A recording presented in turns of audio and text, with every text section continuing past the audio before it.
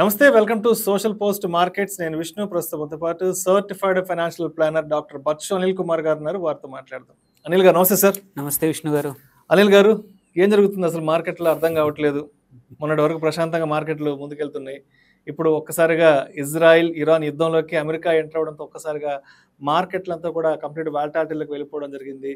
And మరోవైపు చమురు ధరలు కూడా భగ్గమంటున్నాయి. సో కంప్లీట్ యుద్ధం ఎఫెక్ట్, అదేవిధంగా చమురు ధరల ఎఫెక్ట్ కూడా ప్రపంచ దేశాలన్నింటి మీద కూడా పడడం జరిగింది. అండ్ ఇవాళ మార్కెట్ ఓపెనింగ్ ఆల్మోస్ట్ 950 పాయింట్ల నష్టంలోకి పోయింది. నిఫ్టీ విషయానికి వస్తే 25,000 మార్కును కూడా కోల్పోవడం జరిగింది. ఎస్, ఏంటి మళ్ళీ ఇక్కడి నుంచి మార్కెట్లు ఎటువైపుగా వెళ్ళే అవకాశం ఉందంటారు? అసలు యుద్ధ భయాలు ఎంతవరకు మార్కెట్ని వెంటాడుతాయంటారు? అసలు మనం అంటే ఆల్రెడీ ఒక మల్టిపుల్ యుద్ధాలు చూస్తూనే ఉన్నాము. సో ఇలాంటి పరిస్థితుల్లో మూలిగినకపై పడ్డట్టు తాటిపండు పడ్డట్టు మళ్ళీ మార్కెట్స్ రికవర్ అవుతున్నాయని సంతోషపడే టైంలో మళ్ళీ 25,000 నిఫ్టీ టచ్ అయింది అనుకునే టైంలో అండ్ డిసీవింగ్ కూడా జరిగింది. ఏంటంటే ట్రంప్ మన గురువారం చూస్తే బుధ సాయంత్రం గురువారం చూసుకుంటే నేను 2 వారాల వరకు ఏమీ చేయనన్నాడు. కానీ మీరు తీరా చూస్తే శుక్రవారం రాత్రికి అందుకే మనం ఫ్రైడే రికవర్ కూడా అయింది. మార్కెట్స్ మంచి 1% ప్లస్ రికవరీ అయ్యాయి అండ్ మళ్ళీ 25,000 పైన టెస్ట్ చేసాయి. బట్ తీరా ఫ్రైడే నైట్ మళ్ళీ బాంబర్స్ తీసుకొని మెయిన్ ఏవైతే న్యూక్లియర్ సైట్స్ ఉన్నాయో వాళ్ళే న్యూక్లియర్ సైట్స్ మీద దాడి చేశారు. సో యాక్చువల్లీ ఏంటంటే ఇజ్రాయెల్ ఇరాన్ మధ్యలో గొడవలు అమెరికా రాకపోయి ఉంటే ఇంత పెద్దగా వొలటిలిటీ కానీ అంత పెద్దగా పట్టించుకునే వాళ్ళం కాదు. బట్ ఏంటంటే అమెరికా రావడం వల్ల ఏంటంటే ఇరాన్ కూడా తన కొంచెం సీరియస్గా అయ్యే అవకాశాలు ఉన్నాయి. ఇన్ని రోజులు ఏంటంటే మేజర్ ఏదైతే ఇరాన్కి మళ్ళీ యుఏఈకి మధ్యలో ఉన్న సముద్రం సంధి ఏదైతుందో అక్కడ ఇప్పటివరకు ఎటువంటి ఇబ్బందులు లేకుండా nearly 20% of gas, 20% of oil world production ప్రతిరోజు జరిగేది అక్కడ. అక్కడ నుంచి ఇప్పుడు ప్రశాంతంగా వెళ్తున్నాయి కాబట్టి చమురు ధరలు కొంచెం పెరిగాయి కానీ మరీ ఎక్కువగా ఇబ్బందులు కాలే. బట్ ఇది జరిగాక మీరు ఇప్పుడు శనివారం ఆదివారం చూసుకుంటే నిన్న సాయంత్రం ఆల్రెడీ ఇరాన్ పార్లమెంట్లో కొత్త రెజల్యూషన్ ఏంటంటే మనము ఈ హోల్ముజ్ సంధి ఏదైతే ఉందో అక్కడ అన్నీ క్లోజ్ చేద్దాము, ఎటువంటి కమర్షియల్ కార్గో షిప్స్ ఏవైతే ఉన్నాయో వాటిని ఆపేద్దాము అని డిసైడ్ అయ్యారు.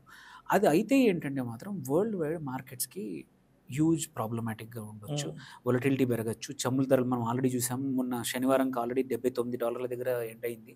ఇప్పుడు ఇవాళ 80 కూడా క్రాస్ అయింది. సో ఈ రెండు అనేది మన కొన్ని మార్కెట్స్కి చాలా సెన్సిటివ్. ఆయిల్ ప్రైజెస్ మనం మేజర్గా బికాజ్ మనది 80% ఆఫ్ మన చమురు అనేది కంపల్సరీ మనం ఇంపోర్ట్ చేసుకోవాల్సిందే. అందులో ఇరాన్ ఒక మైనర్ ప్లేయర్ అయినా సరే ఇంతకుముందు మనం ఎక్కువ చేసుకునే వాళ్ళము.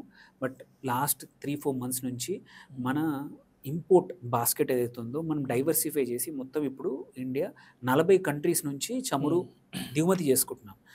సో సప్లైకి ఇష్యూ ఉండకపోవచ్చు, but pricing on the whole పక్కా పెరిగింది. దాని ఎఫెక్టే ఇవాళ మార్కెట్స్ మీద కూడా ఉండింది. బికాజ్ వీళ్ళు రాకపోతే యుద్ధం షార్ట్ టర్మ్ అనుకున్నాం మనము. లాస్ట్ వీక్ మనం చూసుకుంటే ఇది ఓన్లీ చిన్న యుద్ధము పైనే అనుకున్నాము. కానీ అలాంటి పరిస్థితుల నుంచి ఒకసారి అమెరికా ఎంటర్ అయ్యాక ఇరాన్ ఒక ఇగో ఇష్యూగా తీసుకొని ఇప్పుడు ఫస్ట్ ఇది బ్లాక్ చేయొచ్చు, నెక్స్ట్ అమెరికన్ యాసెట్స్ కానీ ఏవైనా వాటిపైన కానీ దాడి జరిగితే మాత్రం నాటో ఫుల్ ఫ్లెజ్గా నాటో కూడా ఇన్వాల్వ్ అవుతుంది. అప్పుడు మాత్రం యుద్ధం అనేది కొంచెం ఫార్ ఫెచ్డ్ అవ్వచ్చు, లాంగ్ అవ్వచ్చు. అండ్ ఇంకొక పెద్ద ప్రాబ్లం అవ్వచ్చు ఏంటంటే వీళ్ళందరూ ఇన్వాల్వ్ అయితే మాత్రం ఓన్లీ ఈ డిఫెన్స్ ఎస్టాబ్లిష్మెంట్ దగ్గర ఆగిపోవు ఇరాన్ పైన దాడులు. ఎందుకంటే ఇరాన్కి ఇంకో వైపు నుంచి సపోర్ట్ లేదు ఇప్పటికైతే. ఇప్పటి వరకు అయితే రష్యా కూడా చేయట్లేదు. ఎందుకంటే రష్యాకు కూడా ఇజ్రాయెల్లో ఉన్న పాపులేషన్లో మీరు చూసుకుంటే 20% ఆఫ్ ఇజ్రాయలీస్ స్పీక్ రష్యన్. అంటే రష్యన్ మాట్లాడే వాళ్ళు ఇజ్రాయెల్లో 20% పాపులేషన్ ఉన్నారు అని డే బిఫోర్ ఎస్టర్డే పుతిన్ చెప్పారు. ఎందుకు మీరు ఇరాన్కి సహాయం చేయట్లేదు అంటే ఇజ్రాయెల్లో ఉన్న వాళ్ళు 20% మంది మా వాళ్ళే ఉన్నారు, మా భాష మాట్లాడే వాళ్ళు ఉన్నారు. సో నేను ఇప్పుడు ఇటువంటిది ఇన్వాల్వ్ అవ్వదలుచుకోలేదు. అది ఎంతవరకు నిజము లేకపోతే అమెరికా లాగా డబుల్ స్పీకర్ తెలీదు. బట్ ఇప్పటివరకు అయితే అట్లేదు. చైనా ఒకటి చేస్తే మాత్రం సపోర్ట్, కానీ చైనా ఇంతవరకు ఎటువంటి వార్స్ నాటో దేశాలతో ఇంతవరకు యుద్ధం చేయలేదు. చైనాకి ఎందుకు ఇంపార్టెంట్ అంటే నియర్లీ 15 to 20% ఆఫ్ చైనా చమురు ఇరాన్ నుంచి వస్తుంది. అండ్ ఇరాన్ కూడా 80-90% ఆఫ్ తన ప్రొడక్షన్ని చైనాకు పంపిస్తుంది. సో చైనాకి ఇది పెద్ద ఇబ్బంది మనకన్నా కూడా. ఎస్పెషల్లీ ఇరాన్ నుంచి యుద్ధం పెరిగితే చైనాకి చమురు ఆగిపోవచ్చు. సో అదొక మేజర్ ఇష్యూ. అందుకే యుద్ధం పెద్దగా అయితే మాత్రం ఓన్లీ డిఫెన్స్ తోటే కాకుండా మన ఇరాన్లో ఉన్న ఆయిల్ ప్రొడక్షన్ సైట్లు కానీ, ఆయిల్ రిఫైనరీస్ కానీ, ఆయిల్ గ్యాస్ పైప్ లైన్లు కానీ డ్యామేజ్ అయ్యే అవకాశాలు ఉన్నాయి. అవి అయితే మాత్రం లాంగ్ టర్మ్గా దీని ఎఫెక్ట్ ఒక్క 15 రోజులు, 1 మంత్, 2 మంత్ కాదు. ఇప్పుడు అనుకుంటున్నాం ఏంటంటే ఒక 1 మంత్ వొలటిలిటీ ఉంటుంది అనుకుంటున్నాం మార్కెట్లో. బట్ యుద్ధం పెద్దగా అయ్యి మల్టిపుల్ దేశాలు ఇన్వాల్వ్ అయితే మాత్రం కంపల్సరీ ఇది ఒక లాంగ్ టర్మ్ ప్రాబ్లం కాబోతుంది. ఎందుకంటే Iran is a major supplier of crude oil and oil infrastructure ఇప్పటివరకు అయితే తెలిసిన ప్రకారం ఏంటంటే ఆయిల్ ఇన్ఫ్రాస్ట్రక్చర్ని ఇజ్రాయెల్, అమెరికా అటాక్ డ్యామేజ్ చేయలేదు. సో ఇక్కడంతా కూడా ఇరాన్ రెస్పాన్స్ ఎలా ఉంటుంది, ఇవాళ రేపు ఎస్పెషల్లీ ఇవాళ రాత్రి ఇరాన్ ఎలా రెస్పాండ్ అవుతుంది, లేదంటే చర్చలకు వస్తుందా, ఆర్ ప్రభుత్వం మార్చాలనుకుంటున్నారు వీళ్ళు, నిజంగానే మారగలుగుతుందా. సో ఇవన్నీ కండిషన్స్ పైన మార్కెట్ ఎన్ని రోజులు వొలటిలిటీ ఉంటుందనేది తెలియదు. అందుకే ఎస్పెషల్లీ ఈ మంత్ మాత్రం మార్కెట్స్ విల్ బి ఏమంటారు, ఆల్రెడీ ఇవాళ విక్స్ 5% పెరిగింది. కొంచెం సేఫ్కి వచ్చింది అనుకున్నాం, అక్కడ నుంచి మళ్ళీ ఇవాళ పెరిగిపోయింది. సో నెక్స్ట్ 1 వీక్ అయితే కంపల్సరీ అప్స్ అండ్ డౌన్స్ చాలా ఉంటాయి. చాలా సెక్టర్స్లో ఇర్రేషనల్గా మూవ్స్ ఉంటాయి. మనం అదే ఇవాళ మార్కెట్లో చూసాము. మార్కెట్లో నియర్లీ 800 పాయింట్లు సెన్సెక్స్ కోల్పోయింది, more than 1.2-1.3%. Same with Nifty కూడా. బట్ మళ్ళీ ఇప్పుడు రికవర్ అయింది కొంచెం.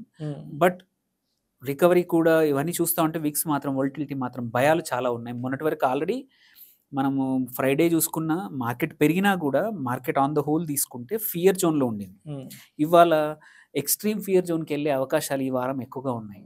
సో ఇలాంటి టైంలో స్పెసిఫిక్గా కొన్ని సెక్టర్స్ తప్పించి ఇవాళ కూడా కొన్ని యాక్చువల్లీ ఏమంటారు, నిఫ్టీ 50 కానీ సెన్సెక్సే అండర్ పర్ఫామ్ అవుతున్నాయి.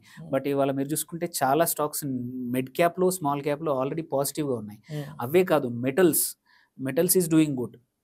సో కొన్ని సెక్టర్లు స్టిల్ ఈ యుద్ధం వల్ల బెనిఫిట్ అవ్వచ్చు. ఇంకొకటి ఈ డిఫెన్స్ వల్ల కూడా ఎందుకంటే ఇజ్రాయెల్ అండ్ ఇరాన్కి యుద్ధం వల్ల మన డిఫెన్స్ కంపెనీస్ ఏవైతే ఇజ్రాయెల్కి సప్లై చేస్తూ ఉన్నాయో చాలా కాంపోనెంట్స్ మనం చాలా డెవలప్మెంట్ టుగెదర్గా చేసాం.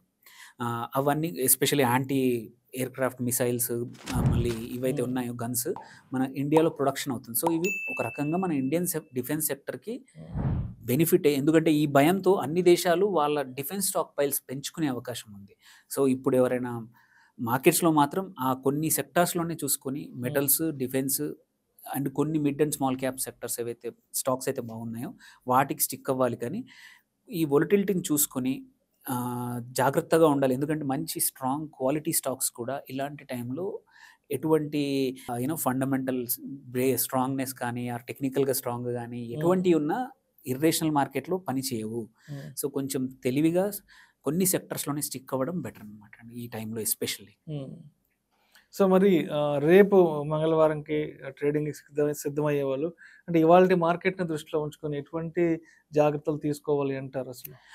సో ఇవాళ యాక్చువల్ అందుకే ఇందులో మనం ఇంతకుముందు చెప్పినట్టు కొన్ని స్టాక్స్ కొన్ని సెక్టర్లు మాత్రం ఇవాళ ఈవినింగ్ బై ఈవినింగ్ కంపల్సరీ మీరు చూసుకుంటే మెటల్స్, స్మాల్ క్యాప్స్లో కొన్ని స్టాక్స్ ప్లస్ డిఫెన్స్ అండ్ ఇంకొకటి ఏంటంటే ఆయిల్ మార్కెటింగ్ కంపెనీస్ కానీ ఆయిల్ ఎక్స్ప్లోరేషన్ కంపెనీస్ ఏవైతే ఉన్నాయో వాటిని జాగ్రత్తగా చూసుకొని కొన్ని స్టాక్స్ని కొన్ని సెక్టర్స్ని ఆన్ ద హోల్ అవాయిడ్ చేయడమే. లైక్ ఏదైతే మనము ఎక్స్పోర్ట్స్ చేస్తున్నాము, లైక్ ఎగ్జాంపుల్ స్టేపుల్స్, మనము బాస్మతి స్టాక్స్ ఉన్నాయి, ఎల్టీ ఫుడ్స్ కానీ మల్టిపుల్ స్టాక్స్, అట్లాంటిది కొన్ని రోజులు దూరంగా ఉంటే మంచిది. ఆల్సో ఇంకొకటి పెద్ద ఇష్యూ అంటే ఇంకొక sector which is going to hit అంటే మన ఎల్పిజి. బికాజ్ మనకి ఎల్పిజి ఇయర్లీ 85-90% మన ఎల్పిజి సప్లై ఈ దేశాల నుంచి, గల్ఫ్ నుంచి, ఈ కంట్రీస్ నుంచే వస్తుందన్నమాట. ఈ యుద్ధం ఇప్పుడు పెరిగితే ఇవాళ కానీ ఆల్రెడీ నిన్న రాత్రి న్యూస్ ఏంటంటే ఇరాన్ ఈ హోర్ముజ్ సంధి నుంచి వెళ్తున్న గ్యాస్ ట్యాంకర్స్ని కూడా తన కమ్యూనికేషన్ ఎక్విప్మెంట్ని జామ్ చేసి ఆపేస్తుంది. అంటే వాటిని బేసికలీ బ్లాక్ చేస్తుంది, ఫిజికల్గా బ్లాక్ చేయకుండా, అటాక్ చేయకుండా కమ్యూనికేషన్స్ని స్టాప్ చేస్తుంది అనమాట.